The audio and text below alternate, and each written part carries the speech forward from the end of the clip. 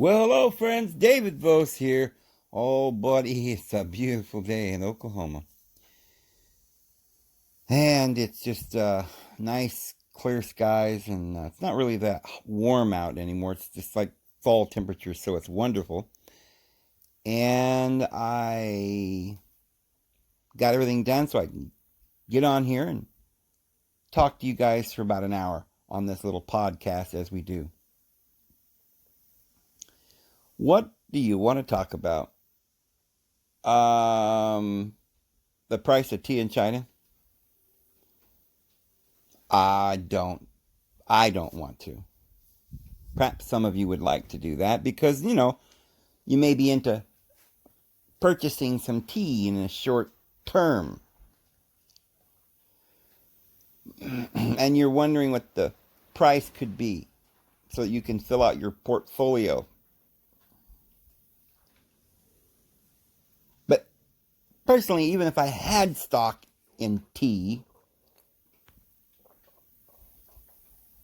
I don't think it would be on my mind very often, too much at this particular juncture. Now, I mean, for some people probably who don't watch the news much, and they just heard that, you know, John, he's out there working in the fields while he's out there from 6 o'clock in the morning when the sun comes up, even before it comes up. Why, John, he's out there on his tractor with them overalls and suspenders, and he's out there plowing the field. He don't know what the hell's going on in the world because he don't get into it after sometime 10, 11 o'clock at night after he's having to feed all the animals. There might be people in the world that literally don't know what just happened, right? They might not even know what 9/11 was. It was something they heard about on the news, right? But, and for all practical purposes, if you look out, I mean, I'm in Oklahoma, I'm sitting here on the porch and I'm looking over I'm up on a big hill. I was going to say mountain, but my mother would tell me, ain't no mountains in Oklahoma and the Ozarks. Those are hills, honey. Because we lived in Idaho and they got some mountains up there. Especially if you're going on up into Banff. Remember coming along, chugging up this hill one time, going up to see Banff. And we was chug, chug a lug, chug, chug, chug a lug, like it was a real steep hill. We crested the top. And just as we crested the summit, it was like, oh my, it just, oh my goodness. The person that was with me just lost their breath. I thought they were going to pass out. I'm not kidding. It was that beautiful. And here's what's crazy. You go another, I don't know, 50 miles beyond that, and you go into another park called Jasper. And, if you passed out in Banff from the beauty, you'd need probably some resuscitation when you got to Jasper. Because those mountains they're high. Yeah. I mean, really, the highest mountain in the United States, it'll have a peak here or there, maybe 14,000 feet or something, down in the continental United States. But up in there, there's just mountain peak after mountain peak that is that high. They may have, even quite a bit higher than that. But the peaks, the jagged tooths and towers and peaks, and inside these valleys, there are crystal clear blue lakes. The Kootenai River runs down through there, and it fills pretty much the valley between the two mountain passes. And that lake goes about 100 miles. So it's like Lake Tahoe, only higher, greener, and 100 miles long. I mean, it is so beautiful. And there's actually castles like you would see in the old world here and there up in the mountains. So I guess some rich British Columbians came over and called it British Columbia. Although even though Banff is below Jasper and they're like up and down, straight vertical, but for some reason or another, Banff is in British Columbia and Jasper is in Alberta. And John Denver, my favorite singer, sang a song about Jasper, Alberta. But they're really more or less just, touching each other, two parks. But they're just, if you really have never gone to a national park, that's one to go see. Just both of those. Just beautiful. So, if you would just be sitting here where I'm sitting, looking over these hills we call mountains,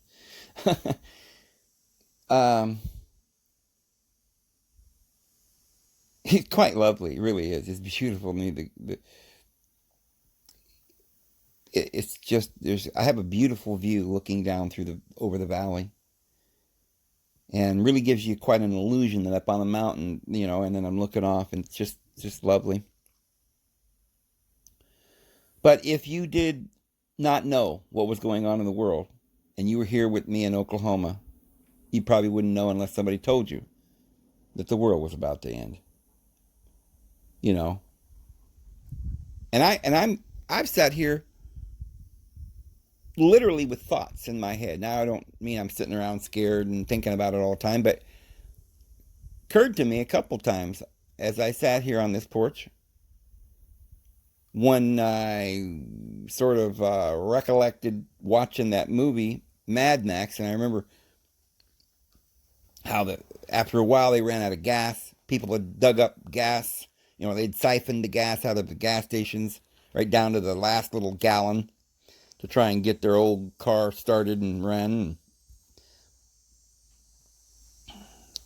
People were getting raped and pillaged and robbed along the pathways on the old highways, and potholes were forming. And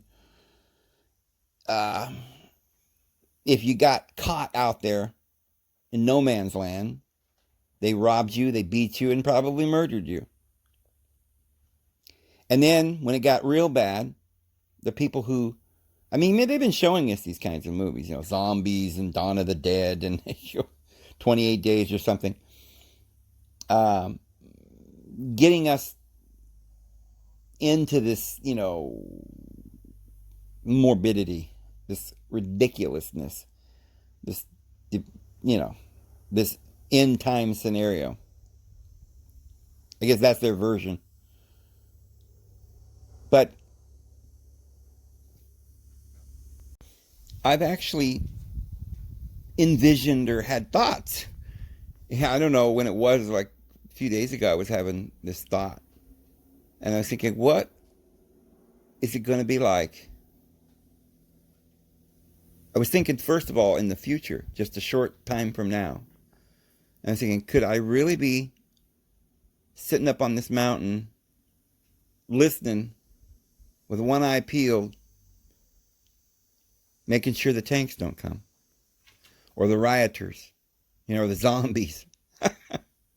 And, maybe, and since I don't have any guns or anything like that, only I can say is I can, from my porch, I can look down the hill and I can see anybody coming up the road.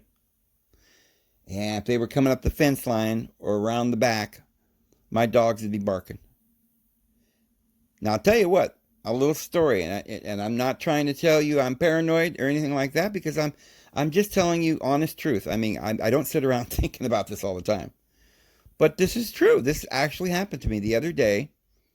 I'm sitting here after having thoughts like that, just lucid kind of little nightmares, or what do you want to call it? Just like, oh yeah, yuck, whoo, and then just moving on. It was no big deal. It was just a thought. But then right about after that, I hear this, I was like, what? Why is there sounds like a biggest army helicopter I've ever heard hovering above my cabin out here in the middle of the woods. And it just hovered and hovered. And when it seemed like it was going around in circles, never went anywhere. And I couldn't even see it, but it was right over my cabin. And the dogs were. Then I started thinking about how the dogs had been barking over by the fence line for 2-3 hours before that. And then I wouldn't have probably thought much if that helicopter had just taken off or just flown by, but it hovered and went around in circles about 3 times, and then it left. And at first I was just thinking, "Whew, that was kind of weird." Then all of a sudden my mind started to wander, and I'm thinking, were they just dropping SWAT team off? Have they found me? Oh my God. And so then I'm literally, one part of my brain actually thinking this could be possible. And I was like, why would the dogs bark in? And why is it so quiet now? And so, I thought, I got nervous. I literally got up and walked over there and kind of peeked around. I thought, well, if they are here, it'd be like, what's that? Ruby Ridge, where they had sniper shooters. And if you walked off the porch, boom, saw that. Well, I better not walk off the porch then. Of course, that was just a fleeting thought. I knew this probably wasn't actually happening in real time. But I'm not kidding you. I mean, like I said, that was just something that happened to me. And so we have these thoughts because I think most of us think about the possibilities of what could be coming. And I'm wondering just how bad it's going to be. Or, just what we're going to be dealing with here. Man, I guarantee that something's coming down, or else they wouldn't be forcing these masks on everybody worldwide. Because, number one, you got to think about it. Number one, it's worldwide. Because this is a worldwide show. Broadcasted, national TV, worldwide, PBS. We're talking this is the programming. And it doesn't matter what you want to watch anymore. It doesn't matter what you want to see or what you want to believe. They're going to tell you what to believe. They're going to show you what you want to see. No sesame seed, ketchup, mustard, how you want it, no. You're not going to have it your way anymore because they've closed down all the competition. So you drive up, you'll use the drive-up window. We don't even want your filthy feet in this restaurant and breathing all over everything. And we're not going to have any bathrooms open. I don't know where the homeless are going to the bathroom anymore. There's no bathrooms available anywhere. But you'll just pick it up out the window and bye-bye. No more refills for your coffee. They're saving money on all kinds of things. Not having to have as many people take out the trash because you take off and you eat it in your car. So you got your trash, you take it with you. Oh, shoot. They're saving all kinds of money. And they don't even, and I've noticed lately that if you go to McDonald's, they're so busy. And they got cars lined up down the block about 2 blocks and stuff. They got both lanes going. And they got all kinds of people waiting to get their food. And it seems like it's just microwaved. Well, it was always packages that came frozen. I guess they throw it in the microwave, and that's what you get. Sure, they throw the half-cooked burger patties on the grill for a minute to warm them up. But, if you really think about it, everything that you get at McDonald's is an illusion. It looks like a place where they're going to cook you some food. Oh, this is a hot food here. Yeah, they'll throw it in the microwave for you. But it's not hot food, and they're not cooking anything back there. They got no recipe books. It's simply a box of frozen things, and this one person opens it up and throws it in the, they probably get a load of food every couple of days. They got huge freezer back there, and it's pretty much all their food comes and goes in the freezer. It's not like they have a walk-in. I suppose they might have some sort of small place like a refrigerator where they have to put the pickles and things like that, but There's nothing in there to eat. They just get frozen stuff, pop it in the microwave, put some ketchup, squeeze some mayonnaise on there, and wrap it in the thing and throw it down the aisle. And another lady throws it in the bag, and out the window it goes. And so we've had this for a long time. But now you don't get any choice because a lot of the smaller businesses will go out of business. Anything that's owned by the family can stay in business. But anything that's not owned by the family will not. And yeah, there's going to be a big crash, an economic crash. I mean, all we can say is soon. And I said this year or two ago. I said within a year or two or so, it's got to crash because we can't. I was seeing the Venezuela and Argentina and Italy and France. We were talking about how nobody had any money several years ago. 5 to 10 years ago, and they were going bankrupt. And they haven't gone bankrupt. They've been piecing things together and holding it together. That's why we had Brexit. That's why Trump did a change on NAFTA and took that away and made another agreement. So everything is changing, and they've been planning a lot of this. Some may be planning for better things. Others may be planning. A lot of these people that are trying to push pedophilia and, transgenderism and all these crazy things, it's simply a plot at the top, the very top, the elite. They've been doing this for a long time in different ways. As far as as much as they could push, they pushed. Right now they're just literally hiring contractors on the street to agitate the youth and try to start race wars, and they burn buildings down, trying to overthrow our government, trying to pit us against each other, make a civil war, force us to stay in our houses, not go to work so that we don't have any economy. They are planning this, and they've been planning it. I mean, they already went into Venezuela first. And they're going into Honduras and Guatemala, El Salvador, and Argentina, Italy, France, Spain. All these countries,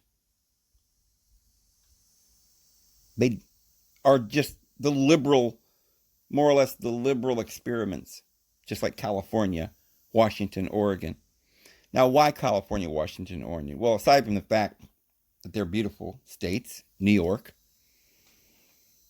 they're big metropolises and they need power. So it's easier when you're going to pay somebody to, and finance the Senate race or, buy the senators, the congressmen, and the legislature, and the sheriff's office, and the mayors, and all of that. It's easier to just concentrate all of your efforts on a huge city. You start with the biggest city, like New York, Chicago, Los Angeles, San Francisco. Then you go and you say, well, I want to get over here at Portland or Seattle. Those big cities. You can take over that one city. You've got basically the whole state.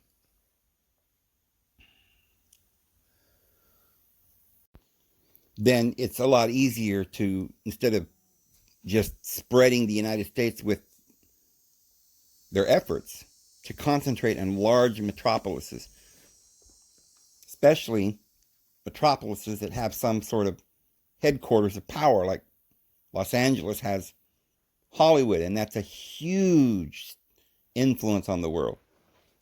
So the left definitely going to want New York and California. And then they're going to need a big city that they can use because they're using slave labor from China. So they've taken over the corporations in China. They lend people money over there and start these huge companies because they can make a lot of money because there's many, many, many people over there they can make money off of. They start introducing programs over there to destroy their minds and keep them in control, and they see how it works with these guys, and then they bring it over here. It's like a test, and then they after they, because China has always been in their hands like silly putty. We divided up China years and years and years and years and years ago.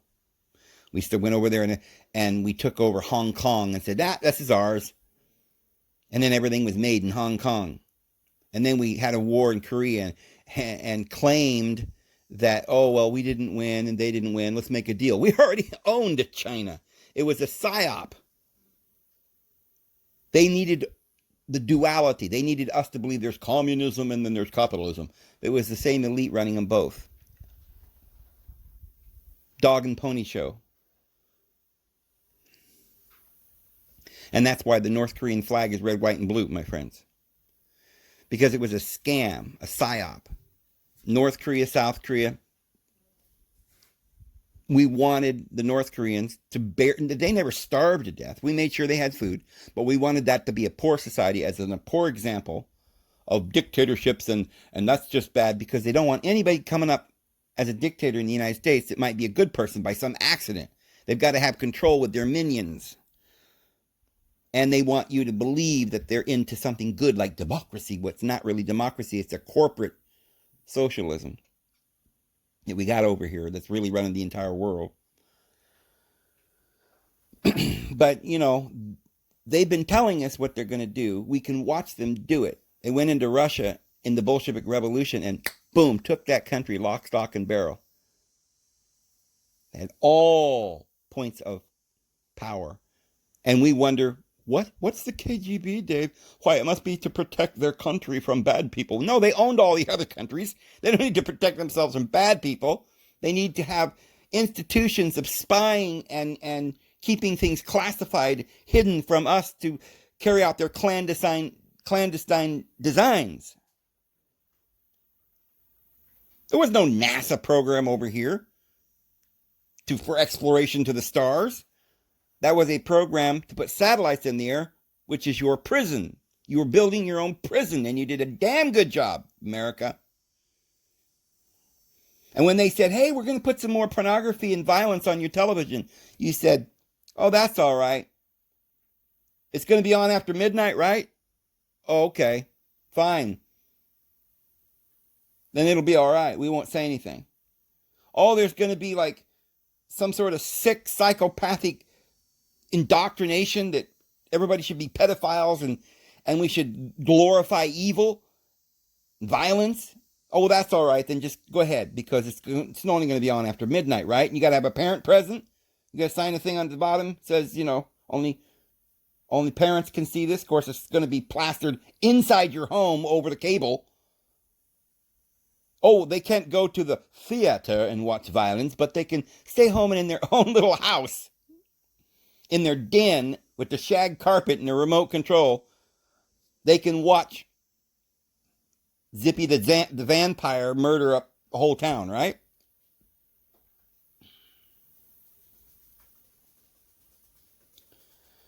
Well, this was all a ploy, friends. And so whenever they wanted to do something politically, they made a show. Oh, look at this 9/11. Eee! There's painting with Bush sitting on the floor like a child and a little paper airplane, and he flew it into some blocks. This is a painting that Jeffrey Epstein has in his art collection, The Billionaire. And there's another one with Clinton in the blue dress. I mean, this is all planned. That's why the cartoon Family Guy and all these kinds of things are predictive programming in the movie industry and the Hollywood industry. Because it is predictive programming. They know exactly what they're doing. And the only way they could make a play for making it happen, really clicking it into gear and making it official, we are under a one world government, ironclad, nobody's out, is that you had to prove to the public of the world, just like communists and socialists do when they're in that kind of a government.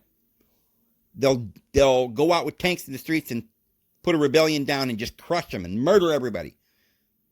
as intimidation. That's what we're doing now. That's what they're doing in Australia. That's what we're doing in California, in Britain. So they also need you to understand, because we're under this stupid impression that we have liberty and justice and the right to pursue happiness, inalienable rights. And they're like, you idiots, we're going to have to show them immediately that none of that makes any, it doesn't matter, because we control you. You think you've got a constitution on a piece of paper, maybe, but we can do anything we want. And here's how we're going to prove it to you. Get down on your knees and worship government now. Well, I don't know if that would be appropriate. Get down on your knees now, or you will not buy or sell in this store or in this town coming to a place near you. But no. They talk back. Oh, we need police. We need more police in the streets because of all these rioters. They're rebellious. These people are rebellious. We've got to have more police, and we need more money with more prisons. We're having this big economic boom. Look at all this. Wow, this wonderful economic boom going on. Biotech companies are soaring in profits. Oh, David, it's wonderful. And the pharmaceutical drugs, why they're just going to like trillions, and we've invented a new number. It's a billion, because we got so much money now. The stock market's raised to 20, 30, 40. Oh, look, it's 80, thousand instead of 25,000. It'll double, it'll triple. Oh, it'll be great. You see that statue made out of gold? Get down on your knees and worship it, you slaves. This is what they've been planning, but you said 5 to 10 years ago, I'll never bow, Dave. Never. Not even if they try and force me. I'll never bow to the Antichrist. Well, here it is. Now it's time to make a decision. And I guarantee you won't be able to make the right decision. No matter how wonderful you think your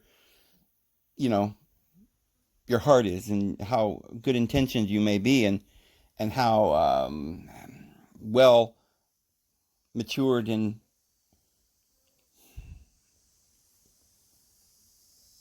how smart and everything else. You're still just a regular human like everybody else. And unless you have a damn good reason why you shouldn't do this or that, you'll do it to save your life or to protect your children. So you're going to have to come up with the truth, because let's face it, if it doesn't make a difference, why not? Let's just bow down. They say bow down, just do it. Dave, come on, Dave, man. Don't be getting involved with these conspiracy theories and messing up the apple cart, Dave. You're endangering your children. You're putting us all in danger. Now they're mad. Now they're going to make another law, Dave. We'll make us stay in our houses. And will I ever get to come out? Just don't look them square in the eye. Just back away and do what they say. We don't want any trouble here, man. We don't want any trouble. But you see, you got to use your brain, because, you're a human being and you've got a brain. I know. Probably never thought of that, huh? If you use your brain, you start realizing, wait a minute, why are they asking me to put this mask on? Why do they want me to get down and bow? What is this doing for them? Because, it doesn't matter, right? As long as my children can eat and I can be healthy and live and we can be happy, and all we got to do is bow down, right? That's all we got to do. All right, so let me understand this. All I got to do is bow down to you, and then I'm going to have all the other things I need. My family will be well, and everything will be happy. No. Because, you see, what is it you're doing when you bow down? It's not just a simple act. It's obedience. It's slavery. And here's the other thing. It's the loss of your rights, the loss of your freedoms. That is the loss of your soul. Even if your soul's in there somewhere, but it's bound and chained. And you know what it's chained up with? The law. Remember when Jesus came, we keep talking about this parable in the Bible, but Jesus walked up to this man that was chained in this city because this guy would tear up the city and go around, ripping dogs in half, and he was crazy and pushing buildings and fences over, and he was just crazy and had the strength of 100 men. So the whole town had to get together and grab him and put chains around him with locks on it. They chained him to these huge stones where he couldn't get out. And Jesus went out there and they said, "Oh boy, be careful, stand back, that guy's crazy." And Jesus just loved him. He says, "This is my child." That represents the world. And you guys have demons running your body and your mind. You don't know what the hell you're doing. This isn't your doing. The person in that body, in Jesus' name, you are going to be well. But all of you demonic, evil, wicked beings that are torturing mankind, well, how are they doing that, Dave? How are these wicked, evil people, how are they torturing us? Well, torture, the Bible says two things about that. It says that there is no fear in love.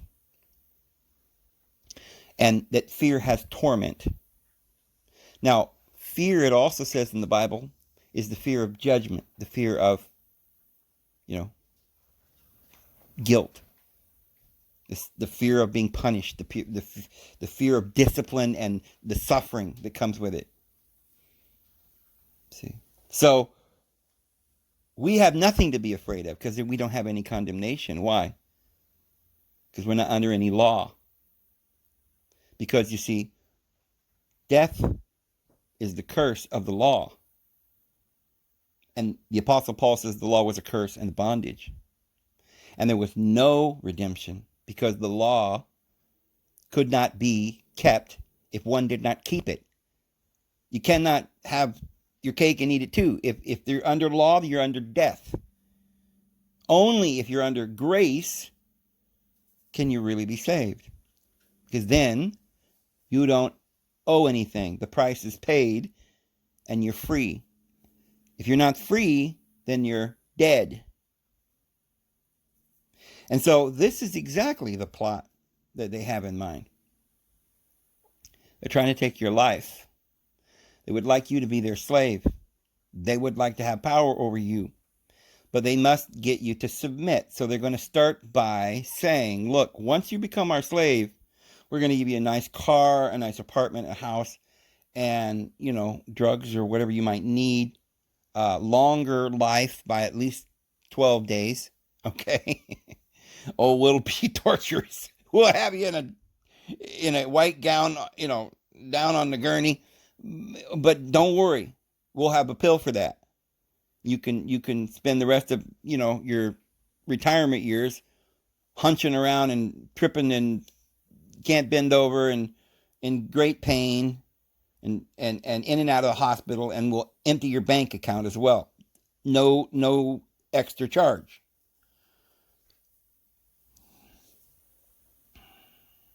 But that's what we're going to get. Because this is what we allowed to happen in this country.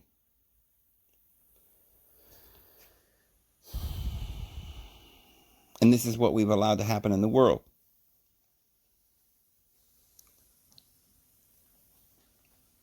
And it's upon us. I mean, did you really think we could get away with it? Hey, let's just all,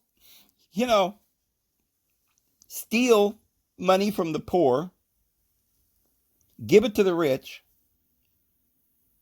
let them diddle our children, let them have satanic cults all over the place, let them create an institution that every step and every thing that you do during any given day, you must pay a token which goes to your owners. You cannot live without giving them a token.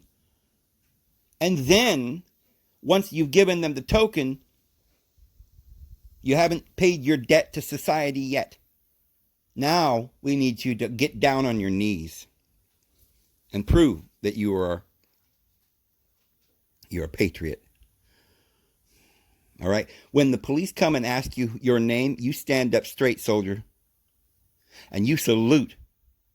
And then you thank them for their service. And if they have to throw you to the ground and stand on your head for a little bit, I mean, after all, they don't know who you might be. You could be a bad person. So you just better say, thank you very much, officer. Because if you do any back talking, you just might not be here anymore. How would you like it if you were one of these police officers? Under all this pressure running around, they could get killed. Well, then why are they doing their damn job? We don't need people harassing other people and demanding that we wear a mask. Oh, now, Dave, we need police. Look at all these riots. Well, they caused the riots. And at this point, yeah, I would send in the police or the army and get rid of the generals in this army that's marching and giving the marching orders on the other side and paying these people to go out and kill and maim. And we all know his name. Several of them. They're all big buddies. Jeffrey Epstein and his buddies. And we should put it into it, but we're not going to. Don't even think that we're going to, because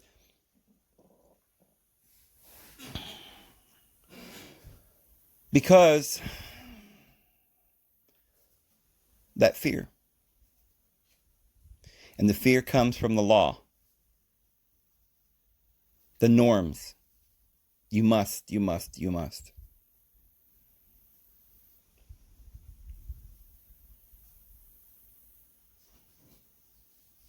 Or else we'll have to behead you. It's always the same thing. It's any kind of cult-based organization is always for the same reasons. It doesn't matter whether it's Jehovah's Witnesses that want you to obey everything that comes out of their mouth. You can't deviate from the stated goals of their organization. Don't want to bring reproach upon their organization. It has nothing to do with bringing reproach upon the divine being, because if it was, they wouldn't be beating their fellow servants, because their master was delaying his coming.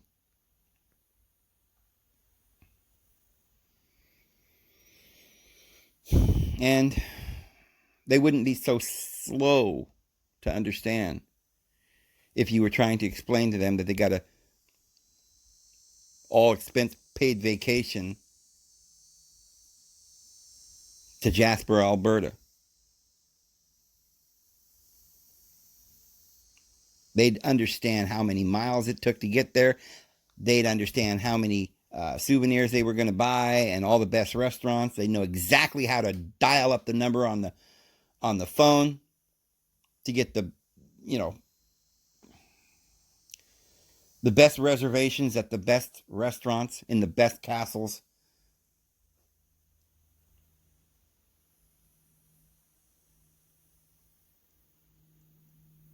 And it doesn't really matter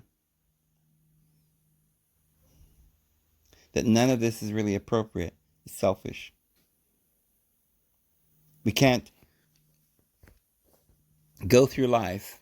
You say, but I like it. I don't understand, Dave. I mean, what do you don't like living good and having a good time? And what's your problem, Dave? Or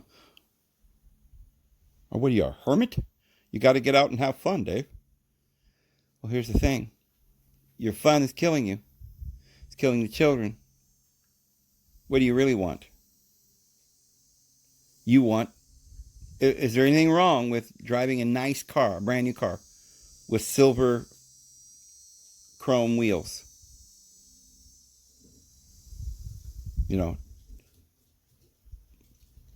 A radio that you could talk to that tells you directions where you're going.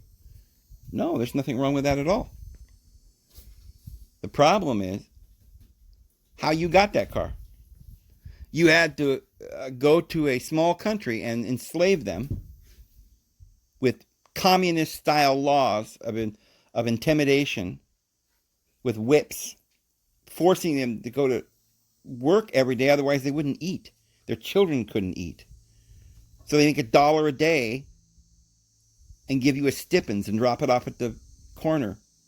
It's called communism. And they're forced to work. And that's what the communist countries were for the slave labor. Then in some of the other countries, they have this thing where they pretend that we're not slaves, but we just have a preference to be slaves. We just like our jobs. Why we're patriots. But you see, the truth is that we're going to be the consumer.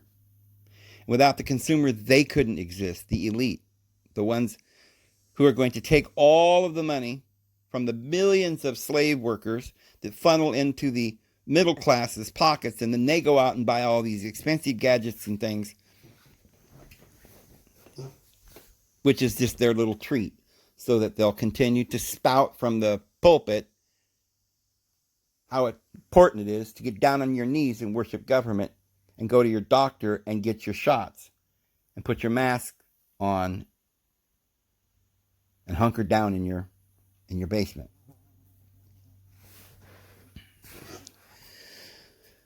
This has all been a big hoax to keep us going. Hang on. Just keep doing what you're told. There were many big things that would come ever so often. It was like on clockwork, right?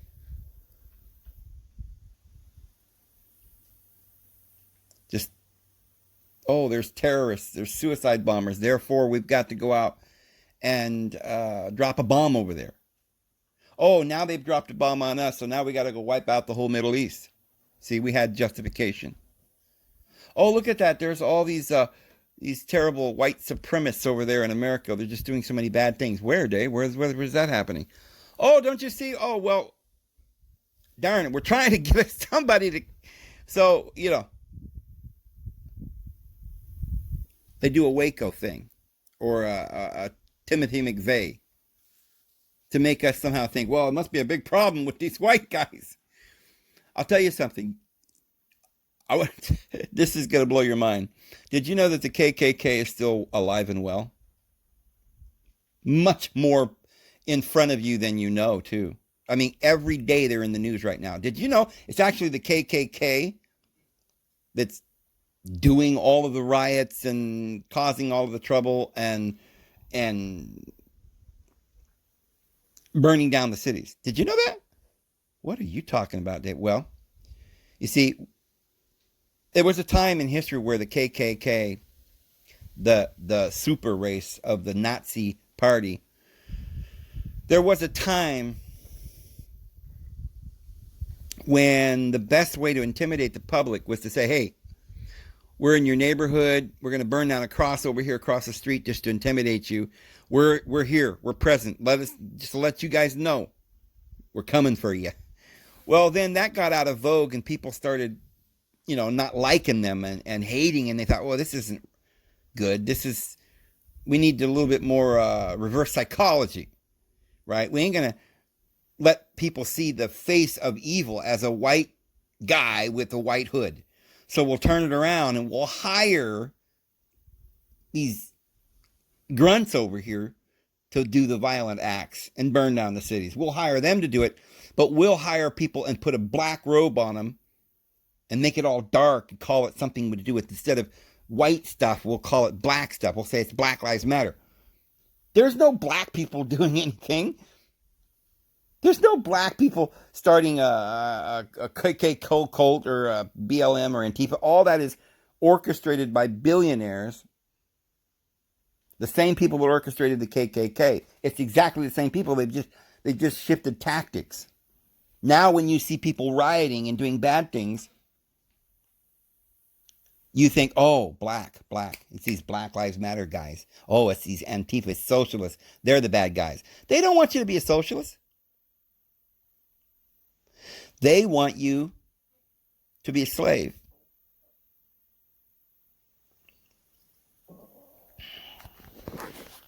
They just want your soul. They don't care about democracy, I guarantee it. And they don't care about capitalism. That's a fairy tale.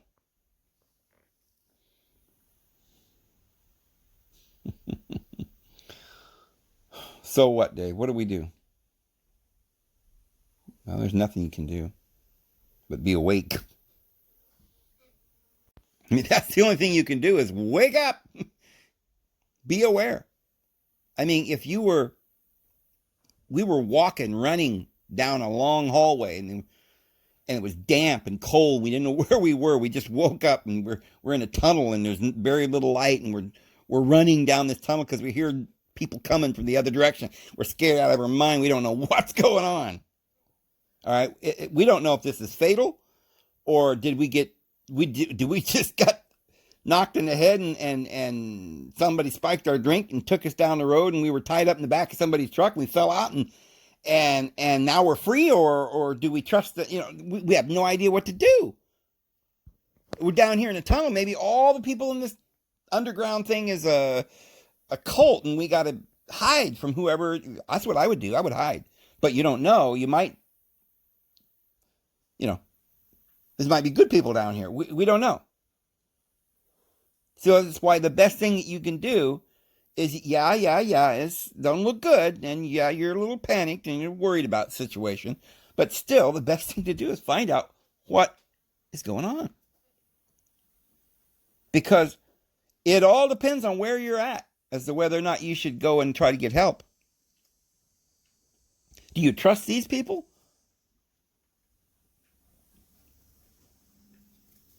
You don't even know where you're at. And that's what is going on right now. Most of us don't know where we're at. We don't know who we are. Well, I'm a Republican. I'm a Democrat. Yeah, violence. I love it. No. Democrats are people. This thing we call the Democratic Party right now is taken over by the socialists. Really, they aren't socialists. They're an elite family is trying to take over our body and soul. All of the rights to make a one world government? No, a one world dictatorship where they will probably, let's just put it this way, there might not be 7.5 billion people on the earth after a short while here. If they succeed in making a one world government, you can guarantee it is not because they want world peace.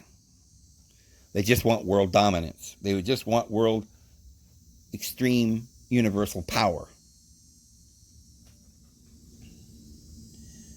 So the first thing is understand that this is all being orchestrated. Trust nobody in power. You say, well, they're just people, Dave. They're not the bad guys. Go and tell them your problem. No, don't. Because they will be fired if they do not toe the line. This is called lockstep now. And anybody that wants to keep their job will be in lockstep. So don't try and preach to your executioner as you're being beheaded and save his life and hope that's going to save yours.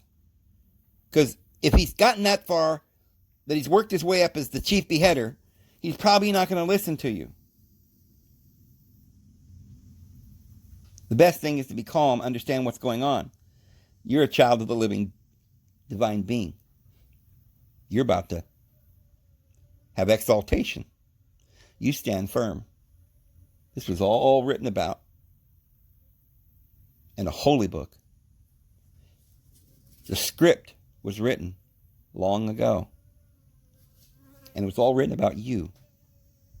The 7.5 billion people or more, however many people are on this earth, they're all going to read one day in a storybook that they'll tell their children that the days came where all the world was so evil and wicked that they hated everyone. And that's all they did was hate.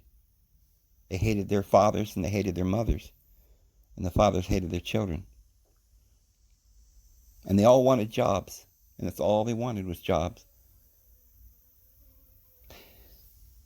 Everybody dreamed of having a car that could float on the water, that would only use for an hour on holidays, that would bankrupt their children. Everybody thought that it was important to eat poisons and get a really big rush out of living in stupidity. And then going on a very poor retirement plan in a wing of a hospital ward until we died a painful death. We thought this would be the best way to live our lives because, after all, the alternative would be a little courage. The alternative would be maybe to speak up. Wake up. Wake up those around us.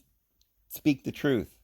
Don't let any, I don't care how minor it may seem to you, if it's not right, don't do it. Sir, you need to straighten your hat when you walk into the store. Oh, well, that's a small thing. I'll do that, right? No. You have a right to wear your hat the way you want. Don't ever give up that right.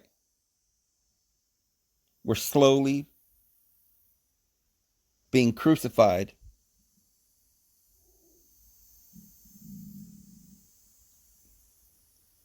Living our lives as a living sacrifice.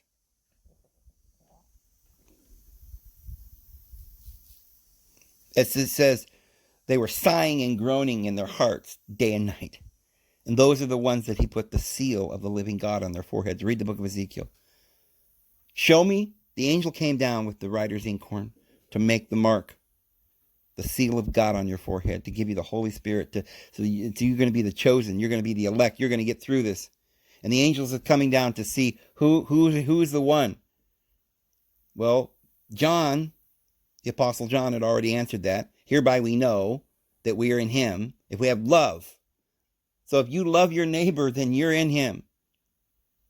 And if you have the works of faith and the works of love, which is charity and giving and clothing the naked, feeding the hungry, those are the works of faith.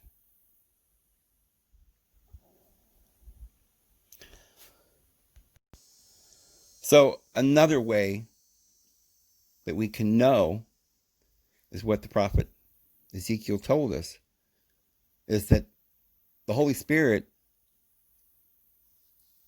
and the seal of the living divine being, the promise, the stamp of approval, is going to be on those who are sighing and groaning over this wicked system, this wicked world, this wicked society, that we can't stand it. We don't sit there and go, well, I'm not going to say anything. We need to say something. We need to say, I'm groaning. How evil can a society be? We need to say something. Oh, now you said that yesterday. I know things are bad. Now eat your peas.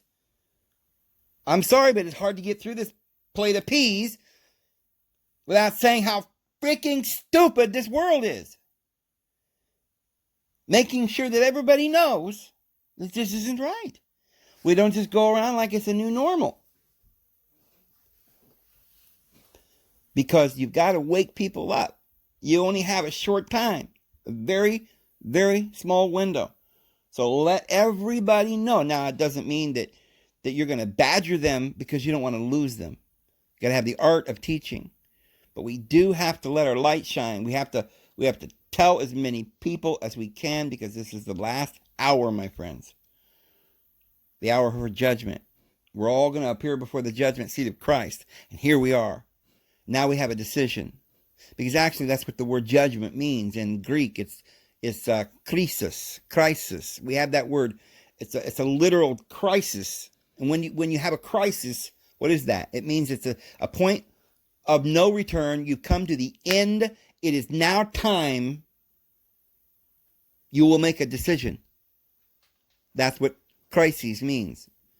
When you have a crisis, it means that you stop and you have to change things. You must make a decision now. There's no more time. I don't care what you believe, what your philosophy is. I don't care if you're a Democrat or I don't care if you're a Republican. And I don't care if you're Chinese or Guatemalan or Mexican or Russian or Canadian or Nigerian or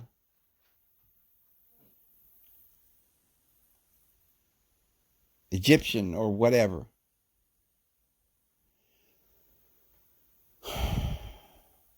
Indian from India or Native American from North America. I don't care who you are.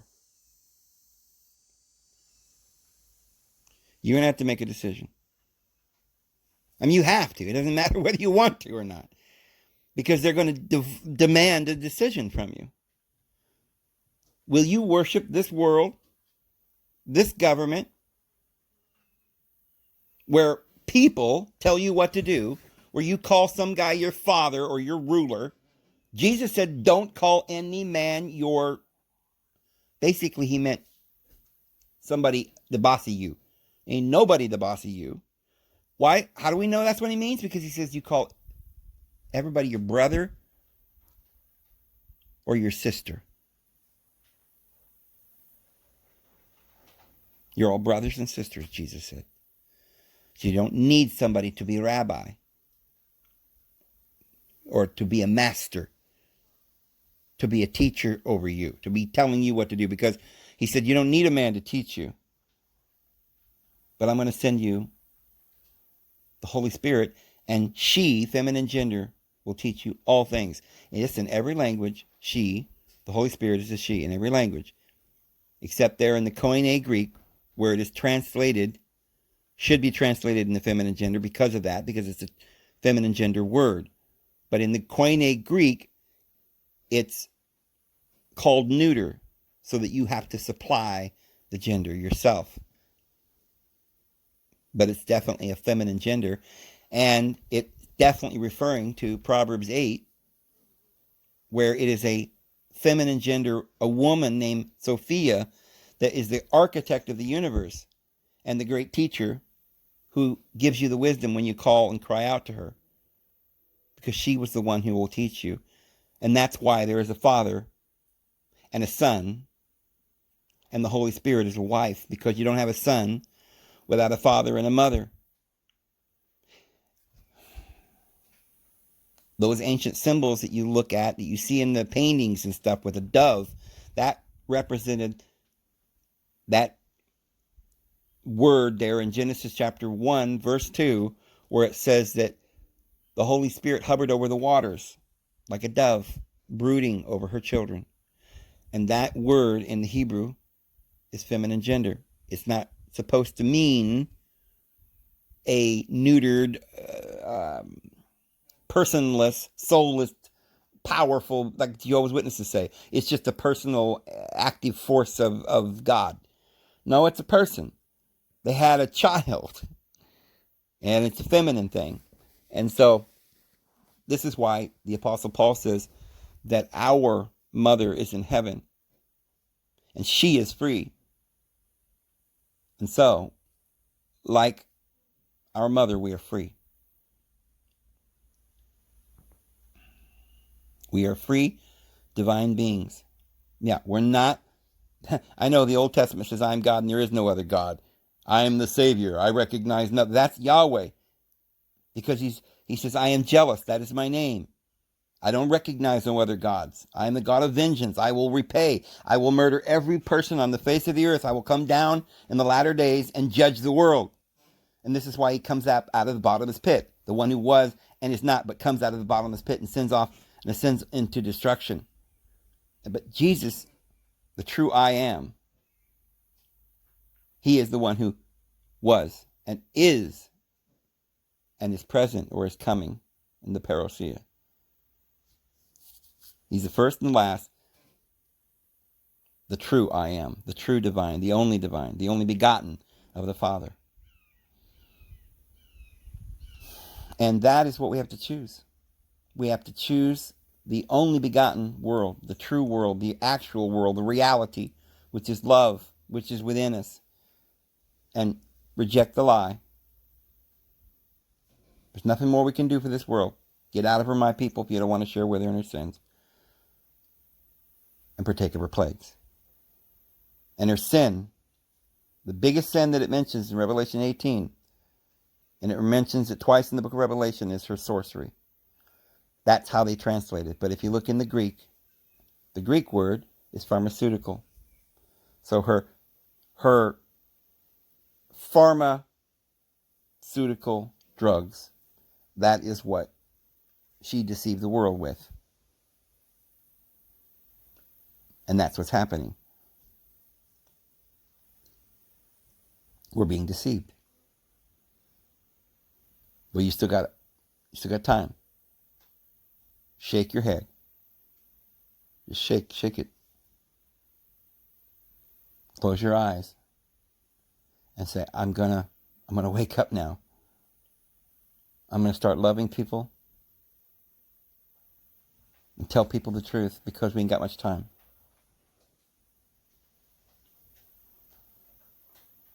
I'm gonna reject this hysteria and this hoax and this wickedness. The idea that some law could save me. I am the child of the living God. The idea that I need to get down on my knees and have some religion, headquartered from Israel or something. This guy says he's the Messiah. Well, that's the first sign of the Great Tribulation, according to Jesus, John, and Paul. And when he comes, it says, please don't believe him. Because he's going to seem like a nice guy. He's going to make order out of the world through law. And people will be executed in the public squares. Don't be deceived, friends. And let's not forsake the great gathering that he has appointed in the latter days. Even as you see the day drawing near, do not forsake that gathering, because it was appointed. We'll be protected from the face of the dragon, or from the flood coming out of his mouth, because we'll be in the wilderness and we'll be protected. We're not appointed under the wrath, according to the Apostle Paul or any of the other apostles. We're appointed unto salvation, and Revelation chapter 3, he'll keep us from the hour of test. See you later. Have a good night.